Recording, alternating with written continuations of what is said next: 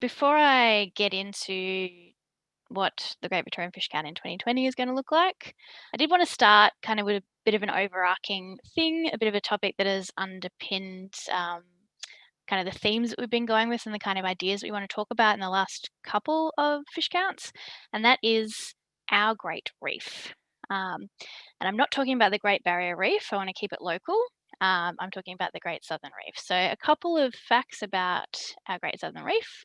It spans over 8,000 kilometres of the southern coast of Australia, spans over 5 states, and most of us, in fact, up to 70% of the population of Australia live within 50 kilometres of the Great Southern Reef. It is a series of interconnected rocky reefs. So, similar to how the Great Barrier Reef is not a single coral reef, the Great Southern Reef is not a single unbroken reef, but it's a lot of interconnected systems, and they share effectively like it's one big continuous ecosystem.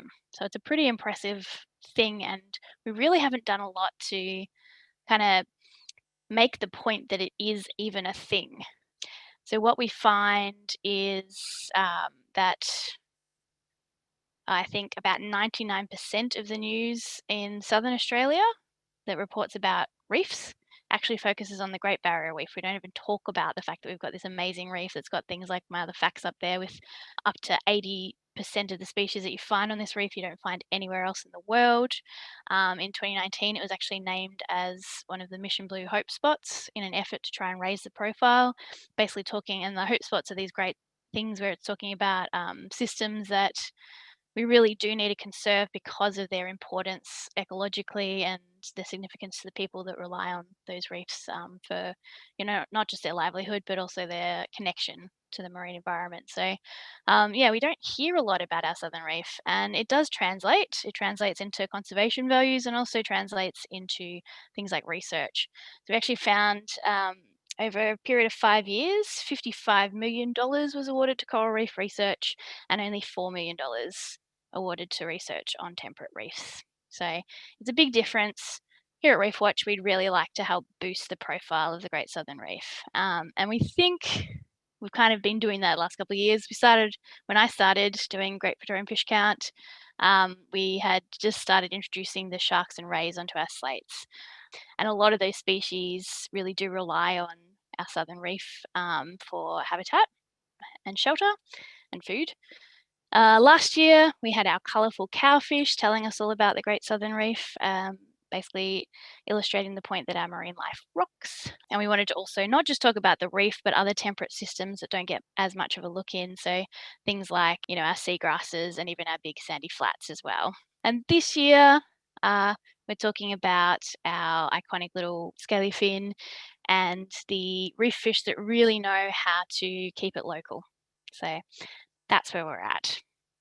If I'm going to start by talking about 2019 and the highlights of 2019, for me, look, it's kind of always the highlight for me is being able to visit as many of the groups as I possibly can and just hanging out with you guys as we have a bit of fun, have a bit of a laugh, pull some fishy faces, and then get in the water and get that data together. So it's kind of the complete package for me. But we do obviously at the end of the day come out with some data, and I thought I'd just briefly run through the main results there with you now. So one of the cool things that I like, I guess, as a snorkeler, is that we're starting to get a bit of an even representation between the snorkelers and the scuba divers, and that has been steadily increasing in years. I think it's a great sign. It means we're probably getting a few more people from different walks of life involved. Obviously snorkeling is a bit more accessible for everybody, and it also means that we're covering more of the water column. So we should be getting a really good snapshot of what's out there. So that's really great. In 2019, we actually ran a few virtual counts using the Pope's Eye Reef Cam.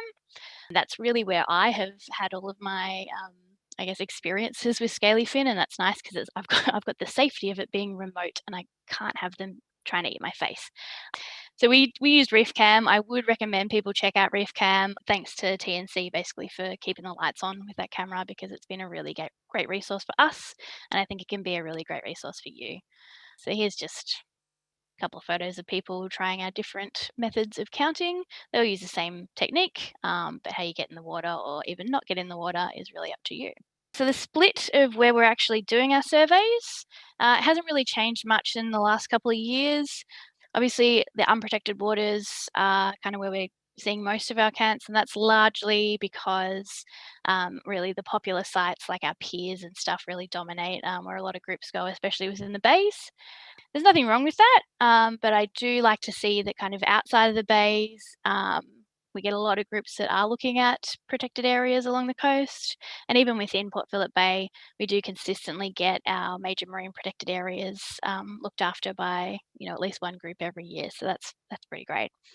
In terms of what we're actually surveying, what types of habitat and vegetation we're surveying, it's kind of an interesting breakdown. It does link in really to like where people are going. So sort of major ones are things like our rocky reef and our sandy or muddy substrates. That makes sense because if you think about it, if you're going to a pier, a lot of the time the adjacent habitat is going to be either sandy or a bit of low-lying rocky reef.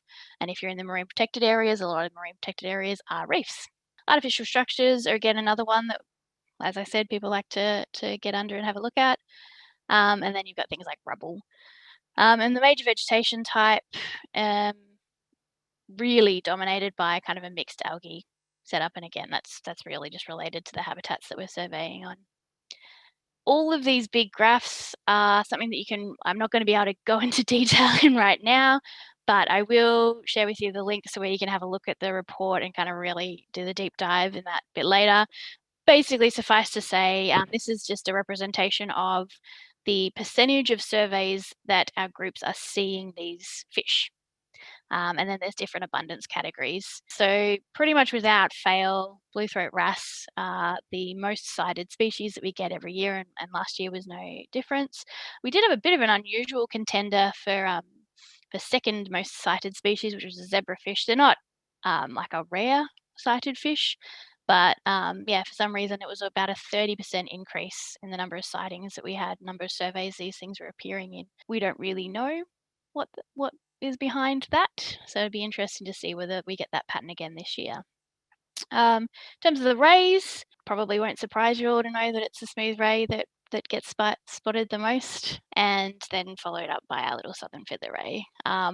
We actually had a few species this year that we didn't see. I don't think anyone actually spotted a wobbegong, but the difference is with the sharks is that because they've only been here for a few years, obviously any differences year to year it kind of looks more significant. So hopefully over time that starts averaging out. Talking about the fish we didn't see, these 9 fish are all fish that we spotted in less than 10% of surveys. Again, when we get this result in the fish count, that doesn't necessarily mean that they're a rare fish.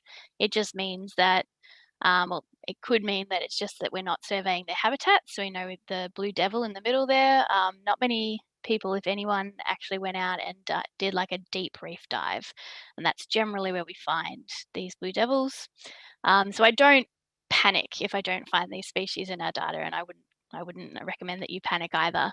But what it does say is that we really do encourage people to find their local site, maybe do a couple of dives on a couple of different days, or a couple of different snorkels on a couple of different days, and try to cover as much ground as you can, and hopefully capture what is actually out there. In 2019 and for the last couple of years, we have not seen any elephant fish or Australian ghost shark, and we haven't seen the harlequin fish. That to me makes a fair bit of sense. The harlequin fish we are pretty sure is extinct in Victorian waters, but we would like to see its return. And the Australian ghost shark, that's a deep water fish, and they really only come into shallow coastal waters to breed. So again, if you do think you spot one of these, we really, really, really, really, really would love to see a photo, and we need to see a photo to be able to confirm this because they are considered to be quite unusual sightings. Like I said, if you want to dive deep into the data, this brilliant report was prepared by our volunteer Alina. I would like to thank her again for all of her hard work with this. It is a fantastic report.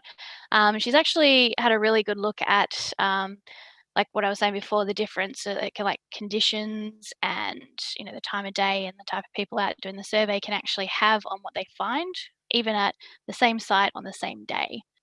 So, and the other one that she's looked at is she's compared our citizen science Great Victorian Fish Count survey results with the results of what the guys who do Reef Life survey have done in the bay. And there are some differences. And again, it's just interesting to look at all the tools that we have available to kind of try and work out what is actually out there. So I really do recommend jumping on our website, downloading that report and having a browse when you've got a bit of time. We'll quickly jump into how to fish count 2020. So basically, this is obviously going to be a year that looks a little bit different. There's no avoiding that. Basically, I know that you guys are going to do the right thing. You want to do the right thing. We thought we'd just keep it light and breezy and just remind everybody that, because we want to do this in the safest and most responsible way possible, why don't we all just take a leaf out of the Scaly Fin book when we're out there doing our fish count in 2020. So the first one, keep it local, explore your home turf. So this is our scaly fin. That's him obviously doing a little bit of gardening. Obviously didn't like that one. And what I'm trying to say with this point is that we obviously don't know yet even how far many of us are going to be able to travel when it comes time to fish count, but I don't think that's a bad thing.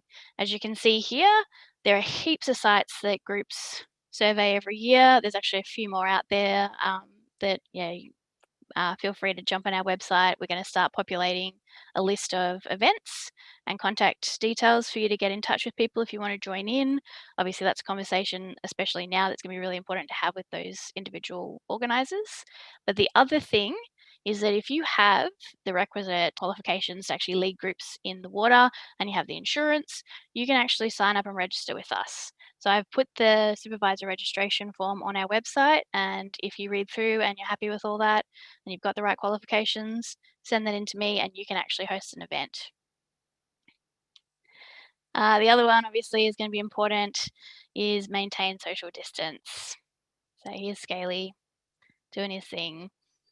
And this is one of the, there you go, one of the examples that Mark was talking about, how they're just really defending that patch.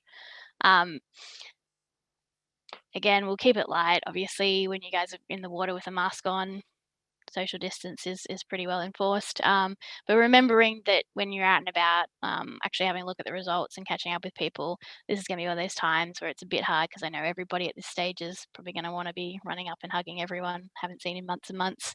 But try and keep one adult Western blue grouper in between you and everyone else that you're not in a household with.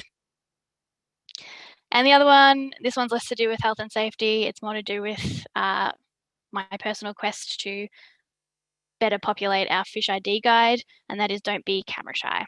So our scalies at Popeye definitely love the camera. We've got hours and hours of footage of scalies in front of the camera. What I would like to say to you guys is that when you're out there, it's not essential to take photos, to take part. We do provide you with some ID guides and the dive slates that have got all the fish on it, so it makes it easy for you to match up what you've found. But if you find something unusual, if you find something that you think might be a bit of an example of like range extensions, or if you find one of these fish that we just don't think we're seeing in Victoria, it's really, really important that we have photos. So Reef Watch has a couple of cameras we can loan out to you guys. If you think that's going to be something you'd be interested in, please get in touch. If you have got a photo of something and you've taken it on during the fish count, or even just as you're getting out and about now that restrictions are starting to loosen, and you don't know what it is, Cade's actually set up a cool new project on iNaturalist Marine Life Victoria. You can upload your photos there, and the community actually helps work out exactly what it is. So that's another good resource for everybody as you're trying to get your ID right. So I wanted to end here with, this would be the point of the night where I kind of look out and this is what I see back, which is a bunch of smiling faces, a bit of good food still on the table and some wine and beer. It's something that it's the thing that I miss the most. I think this has worked pretty well, but I really do miss that interaction with you guys. But we all know that we're doing it this way because we want to keep everyone safe. So from me, just have a really great fish count in 2020. If you've got any questions, feel free to get in touch. We're here to help. And I really hope that I can see all of your smiling faces at the fish count presentation in 2021 face to face next time. So thanks, guys.